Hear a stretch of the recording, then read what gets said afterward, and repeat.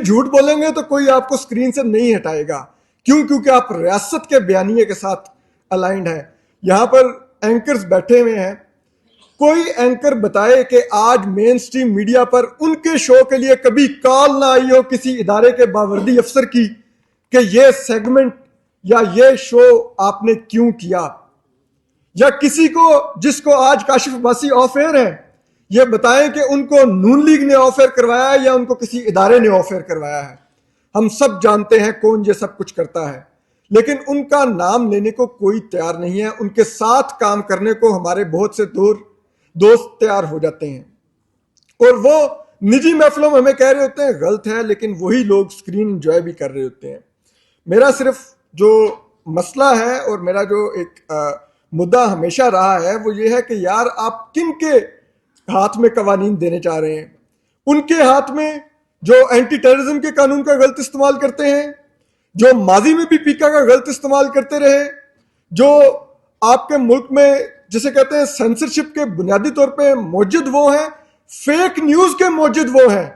آج آپ بتائیے نا جن کے اوپر الزامات لگتے ہیں فیک نیوز کے, کیا وہ ماضی کے ڈی جی ایس پی آرز کے ساتھ ان کی پکچرز نہیں آتی تھیں؟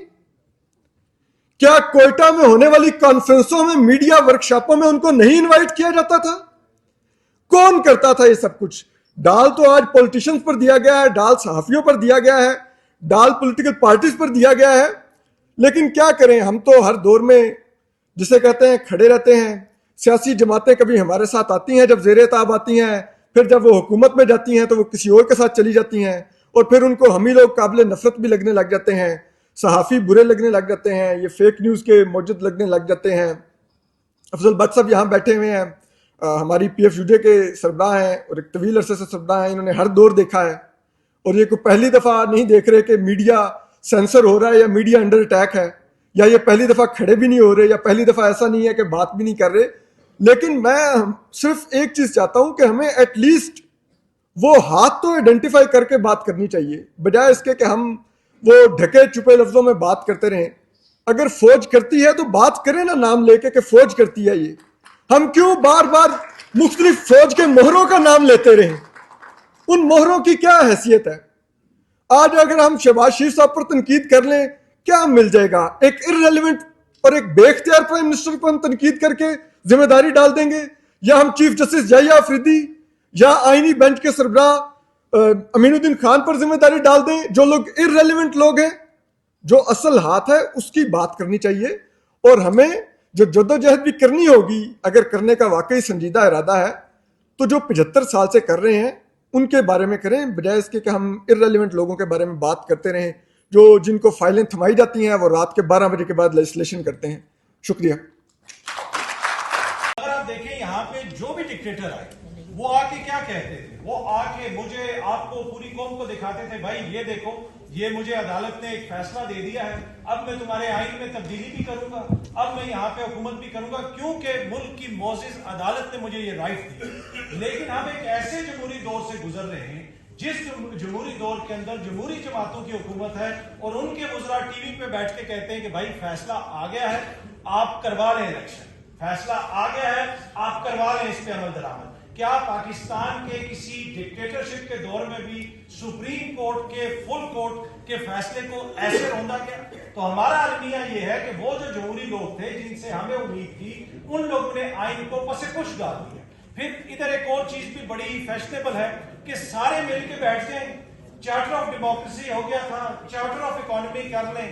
بھائی اس ملک میں بزرگ بیٹھے تھے, انہوں نے 50 برس قبل آپ کو ایک آئین دے دیا تھا. اگر وہ آئین جو آپ کے پاس موجود ہے ایک عمرانی معاہدہ آپ اس کے اوپر عمل درآمد کرنے کے لیے تیار نہیں ہے تو نئے کسی چارٹر کے اوپر آپ کیا عمل درآمد کریں گے؟ تو یہ ہمارا ایشو ہے. دوسری بات, اب جس طریقے سے حالات چل رہے ہیں obviously اس میں میڈیا کے کردار کے اوپر بھی تنقید ہوتی ہے کہ میڈیا یہ نہیں کر رہا, میڈیا وہ نہیں کر رہا. دیکھیں گراؤنڈ ریئلٹیز کے اندر ہر چیز یہاں پہ آپریٹ کر رہی ہے, کوئی چیز بھی آپ معاشرے سے ہٹا کے نہیں چلا سکتے.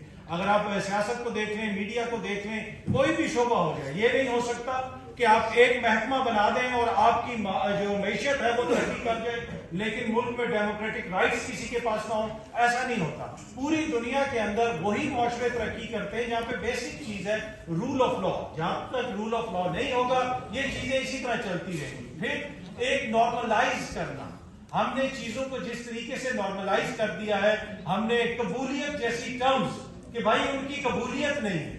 بھائی جمہوریت میں تو ہم نے بچپن سے یہی سنا ہے کہ عوام کی قبولیت ہوتی ہے, اور کون سی قبولیت. اس کو نارملائز کرنا, ہر اس طرح کے عمل کو جس طریقے سے یہاں پہ نارملائز کیا گیا ہے اس کی قیمت ہم ادا کر لیں. اور جو لوگ ماضی میں اس سارے عمل سے گزر چکے ہیں, چاہے وہ ایک سیاسی جماعت ہو یا دوسری سیاسی جماعتوں میں, کسی کا نام نہیں لیتا, بڑی مایوسی ان سے ہے کہ ہم سیکھ رہے ہیں. یقین کیجئے گزشتہ 3-4 برسوں کے دوران بہت سارے لوگوں نے بہت کچھ سیکھا ہوگا, بہت سارے لوگوں کی آنکھیں کھلی ہوں گی, لیکن حیرت ان لوگوں پہ ہوتی ہے کہ جو برسہ برس یہاں پہ حکومتیں کرتے رہے, جو اس گزرے ہیں ان ساری چیزوں سے, کیا انہوں نے کچھ سیکھا؟ اور اب چیلنج ان لوگوں کا ہے جو اس وقت یہاں پہ کھڑے ہو کے یا کسی اور جگہ پہ بیٹھ کے اسٹیبلشمنٹ کے کردار پہ بات کرتے ہیں, حقیقی جمہوریت کی بات کرتے ہیں. جب معاملات تبدیل ہوں گے تب آپ کا چیلنج شروع ہوگا, تب پتہ چلے گا کہ آپ نے کیا سیکھا ہے, یا پھر یہ جو بھی بات ہو رہی ہے یہ صرف اقتدار میں